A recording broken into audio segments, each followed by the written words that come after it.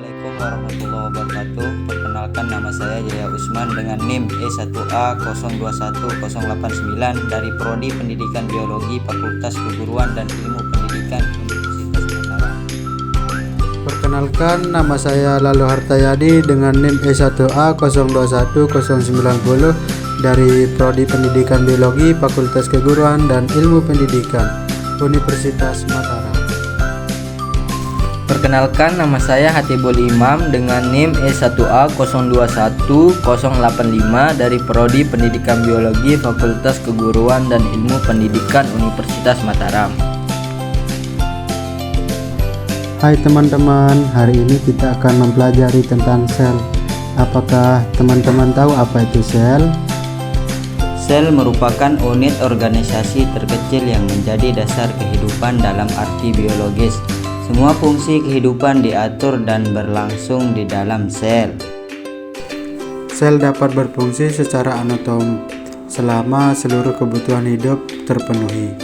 Makhluk hidup, organisme tersusun dari suatu sel tunggal, uniseluler misalnya bakteri, archaea serta sejumlah fungsi dan protozoa, atau dari banyak sel multiseluler. Selanjutnya kita akan membahas tentang karakteristik sel. Pertama, sel menyediakan struktur dan dukungan untuk organisme hidup.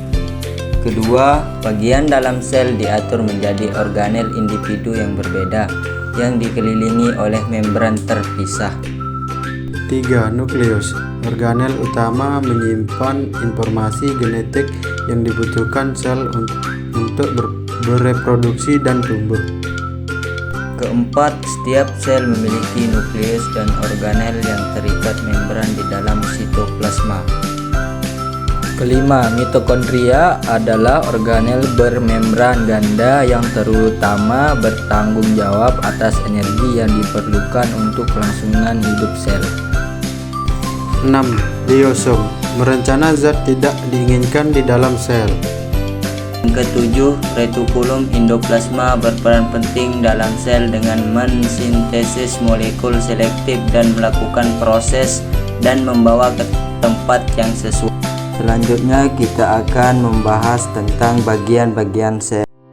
Bagian-bagian sel meliputi 1. Membran plasma, 2. sitoplasma, 3. dinding sel, 4. inti sel, 5. fosfolipida, 6. protein membran, 7. retikulum endoplasma, 8. badan Golgi, 9. lisosom, 10. mitokondria, 11. ribosom, 12. plastida, 13. sentrum dan sentrior, 14. mikrobodi, 15. mikrotubulus dan mikrofilamen, 16. vakuola. Komponen sel beserta fungsinya. Pertama, karbohidrat. Karbohidrat tersusun atas unsur karbon, oksigen, dan hidrogen. Kedua, lemak. Lemak tersusun atas unsur karbon, hidrogen, dan oksigen. Ketiga, protein. Protein merupakan unsur organik terbesar yang membentuk sebuah sel. Keempat, asam nukleat. Asam nukleat merupakan materi inti dalam komponen kimiawi sel. Kelima, air. Air adalah senyawa utama komponen kimiawi sel dengan jumlah terbesar, yakni 50-65% berat sel. Keenam, vitamin. Vitamin dalam sel memang kecil, tetapi tetap dibutuhkan untuk menunjang berbagai fungsi sel dalam proses metabolisme. Ketujuh, mineral. Mineral adalah komponen struktural sel yang berfungsi memelihara kerja metabolisme, mengatur enzim, serta menjaga keseimbangan asam dan basa. Perbedaan antara sel prokariotik dan eukariotik. Sel prokariotik adalah jenis sel yang tidak memiliki membran inti atau organel yang dikelilingi oleh membran, sehingga DNA mereka terletak secara bebas dalam sitoplasma. Sel prokariotik dapat ditemukan pada bakteri dan archaea.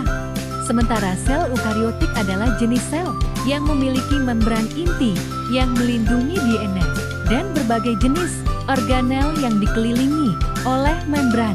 Sel eukariotik dapat ditemukan pada hampir semua makhluk hidup, termasuk tumbuhan, hewan, dan manusia. Itu tadi pembahasan materi tentang Semoga bermanfaat dan dipahami oleh teman-teman semua. Assalamualaikum warahmatullahi wabarakatuh.